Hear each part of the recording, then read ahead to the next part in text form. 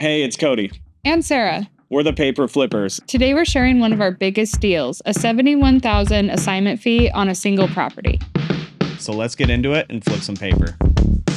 So our $71,000 deal, I mean, do you remember how we found that? It was a text, wasn't it? You didn't call because usually you call. Yeah, it was later at night, so I didn't want to call, but I texted a Zillow for sale by owner. It was listed for 1.4 million, and I decided to go on for the major lowball, and I offered 700K cash as is. And then to my surprise, she responded and said, "Hey, we'll take 850." Yeah. You were like, oh, should I say 845? No, I was ready to say, "Hey, no, we'll do 800." And you're like, no, just accept the offer. Yeah. The reason that I decided to go in for that one was because it had been listed on Zillow for about 90 days and they had recently had a $150,000 price drop. So I was like, oh, these people must be motivated, especially when the Zillow estimate it was like 1.6. And it was a failed listing before. for like a whole year. They just weren't selling the property for a reason.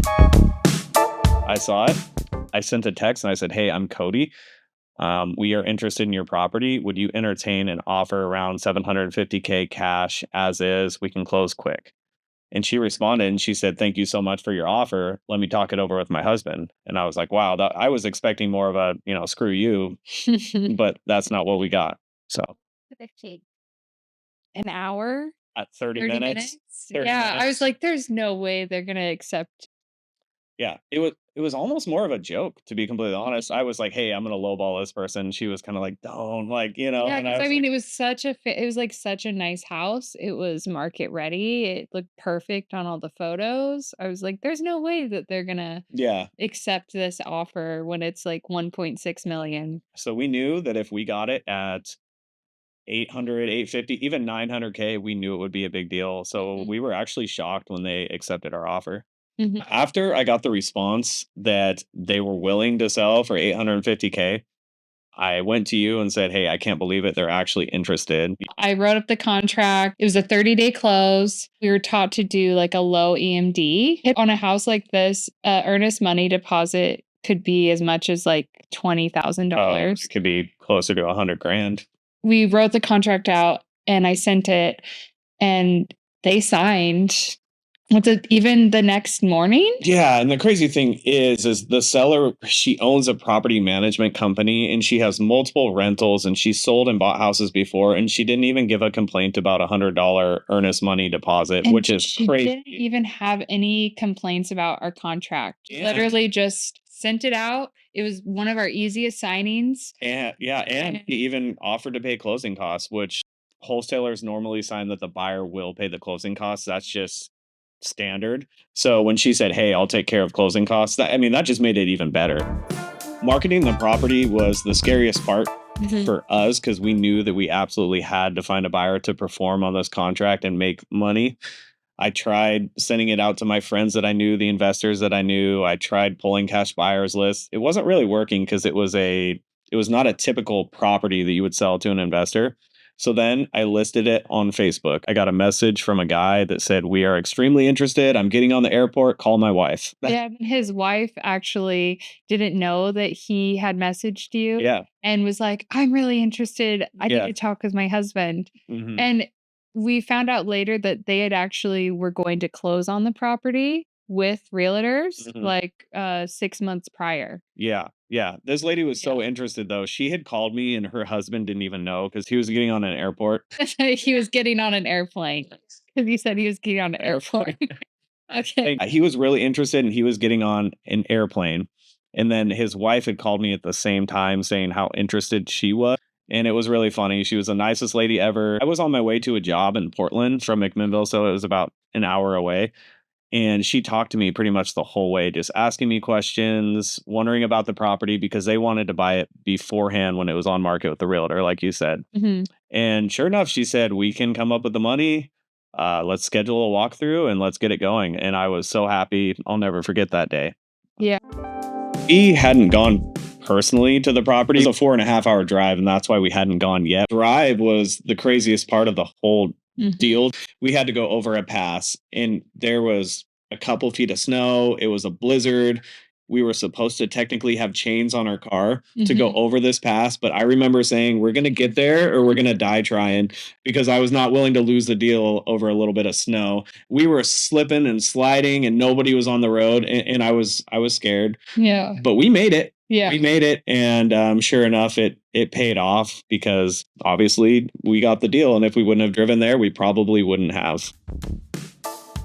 We wanted to make sure we had a buyer and figured we would see it at the same time as the end buyer, which did make it a little difficult because we were walking the property for the first time with these buyers, and they were kind of like, "Wait, how come these people don't know anything about the Well, property?" we did get like a 20-minute start. Yeah. They were older, and so they were like Asking super early. and asking Yeah. questions like, "Where is this? Where's that?" I'm like, Kyle, my contractor, he did a really good job. Yeah, we had Cody's friends, Kyle. Kyle and Noah.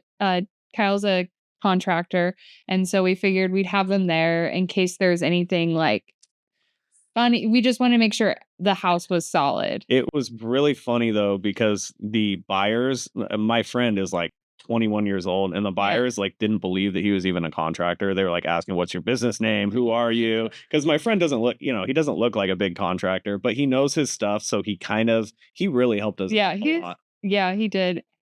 Yeah, we paid both him and Noah, which Yeah, because I mean, they made the drive and they kind of made a trip out of it. They had stayed the night before and they actually met the next door neighbor of the property at the bar. Our buddies actually they went to a bar the night before, so they had a good time with it as well. They ended up buying a random dirt bike and it was in the back of their truck. So they had a good time as well, but they really helped us out a lot. Kyle helped us out with his expertise and his knowledge as a contractor, and Noah just was like emotional support. He's just always there to like help with like, "Hey, these are your numbers. This is where you need to try and be at." So it was really nice for both of them, and we paid them both pretty well. The buyer in general was kind of a scary dude. Yeah, he had like a flashlight thing on his head And he was kind of walking around just like growling and like, "What is this? Where is this?" Kind of like which now play is hardball. like a sales strategy, I think. But this one was different because these people actually wanted to live in the house. So they were looking at it from a different lens that a fix and flipper would look at it through. They were looking at the design of the house and the layout of the house and different things like that we weren't typically used to. Mhm. So the negotiations changed a little bit because they were pointing out simple things that might bother them when they live there, like, "Hey, the pool, the heat wasn't working for the Yeah, pool." the heater on the pool was just busted. It's a big thing. I think that the pipes in the back for the well weren't dug in The because it was on a biggest big 20-acre property. the biggest problem with that whole house, remember, he owns an HVAC business. There was no HVAC system in the house.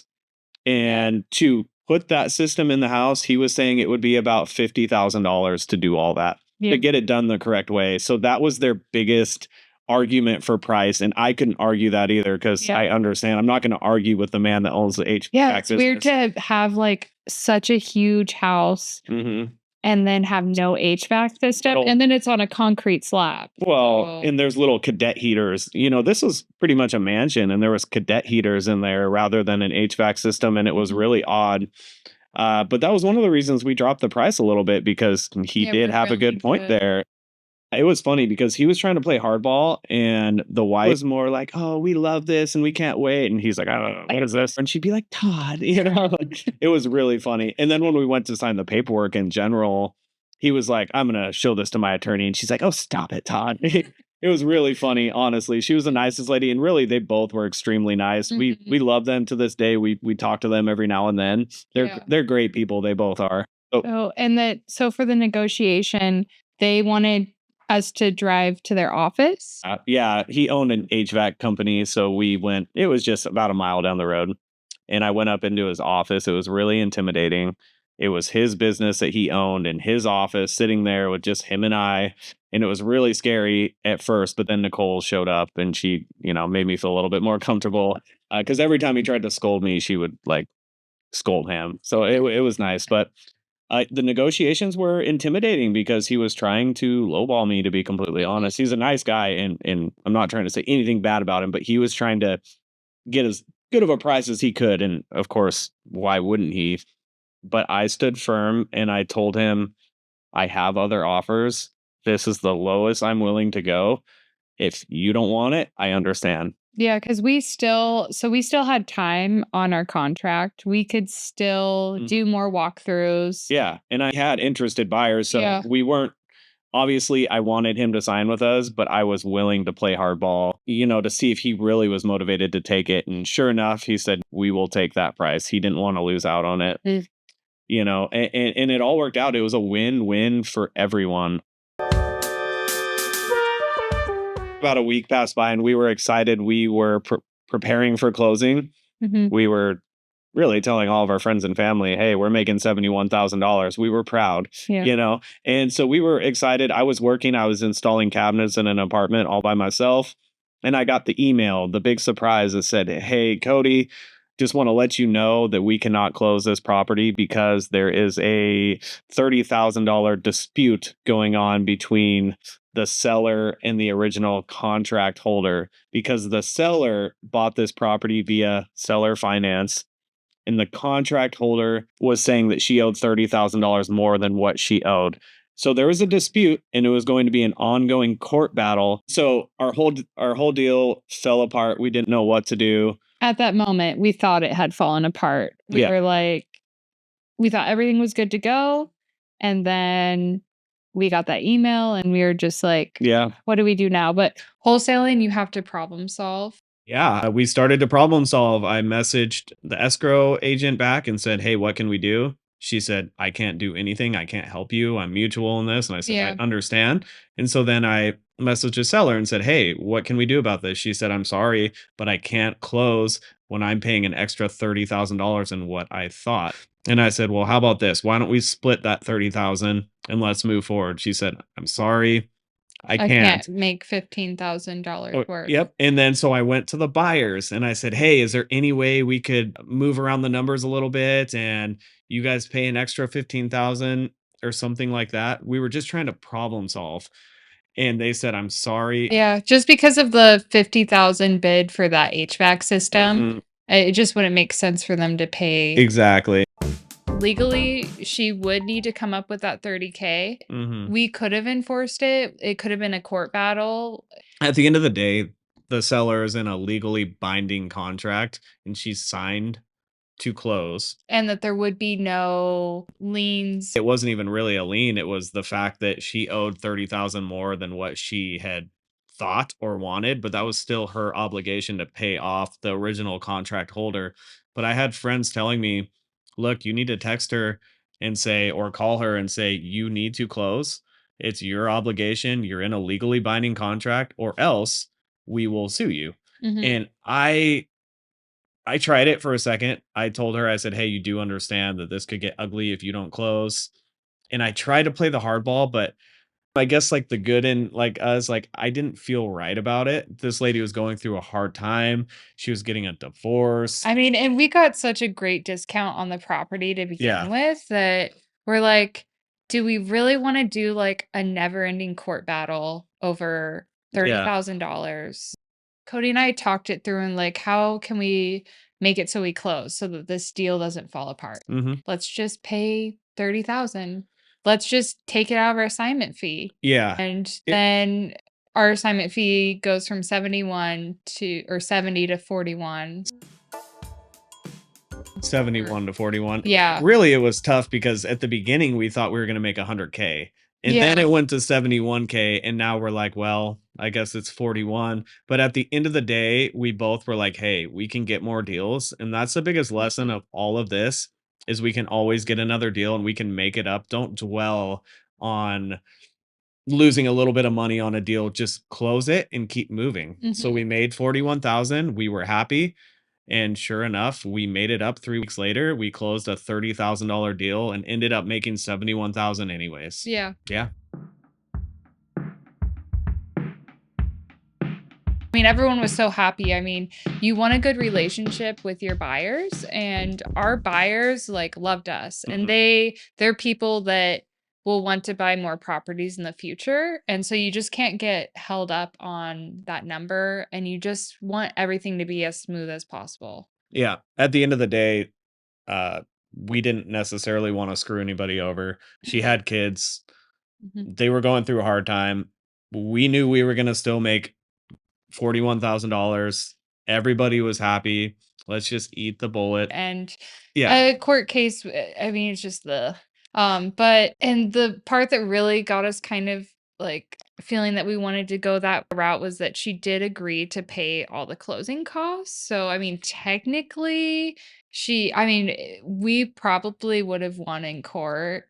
And sorry. Okay. And the craziest thing about it was she had agreed to pay us back if she were to win this battle in court. She had signed a document saying that she would pay us back. So we're like, well, maybe we'll make it after all. Maybe Mhm. we'll make the extra 30K after all. But once we thought about it after we were done, we were like, why would she even go through the battle in court and try and get this money back just to give it to us? So we realized Yeah. it's not gonna happen, but it was nice And for she ended up losing, I think, in court I don't anyways. yeah, I'm not I entirely know. sure, I didn't follow it. It Never. was the debt was satisfied when we paid it for her, and Yeah. so it was just like it was a big hit, but I mean, we don't do business we like that. We don't want to be these like sharks that Yeah. just devour people. You gotta feel good about yourself at Yeah. the end of the day. You're obviously trying to make money, but at the same time, you gotta have morals and value when you're in this business, or else you're gonna be pushed out because people don't like to work with somebody Mhm. who has a bad name or a bad reputation. So we think about that in every deal that we go forward with. If you're interested in finding a retail deal like this, there's many ways that you can go about it. You could do what I did, and you could go on Zillow for sale by owner, and you could start calling them and making offers. You can look on the MLS and find retail deals. But the biggest thing that I would say is to make sure that your offer is low enough. I'm not saying to go out there and screw the seller over. I'm just saying make sure the offer is low enough because the buyer needs to see the potential in your deal and in your price. If it's not a fix and flip and you don't have it for, you know, 100K under the value, nobody's gonna want it for Mhm. cash. Yeah, and having confidence in yourself, even if you feel like you don't have the means or you feel like you're in a spot in life where you couldn't possibly make an offer Mhm. because you just feel like you don't have the resources. I mean, anything's possible. If you want something, you can get it. And I think having the right mindset is like the number one key. Yeah, I think that advice is better than the advice I gave because confidence is just way more important than making sure the numbers work out because you're never going to get a deal at the end of the day if you're not confident in yourself and believing in yourself. I think that's one of the biggest best traits that you could have in wholesaling real estate. Another key for Zillows that I love is look for price drops. So recent price Mm, drops. Like if a mhm, property has like a 20,000 price drop, you're looking for motivated sellers. So the number one thing is the owner of the property motivated? mhm. Because people they will do anything for convenience. Like 30-day closing, great. Yep. 20-day closing, great. Like let's sign right now. I want to be done with it. So, Yeah, the price drops are a huge indicator. That's one of the ways we got this deal that we're talking about. We saw a massive price drop. We saw it listed for over 90 days or something like that. And mhm. I think that's one of the biggest indicators of motivation because, like Sarah said, the seller needs to be motivated in order for you to make a deal work. So that's a great point. Yeah, and you can't make a no deal a deal. Yeah. Like as much as I mean, we've had those where we're like, "Ah, this would be great." Like everything seems so perfect, but it's if it's not a deal, it's just not going to work and you're just going to waste your time, but Oh, yeah, yeah. 100%.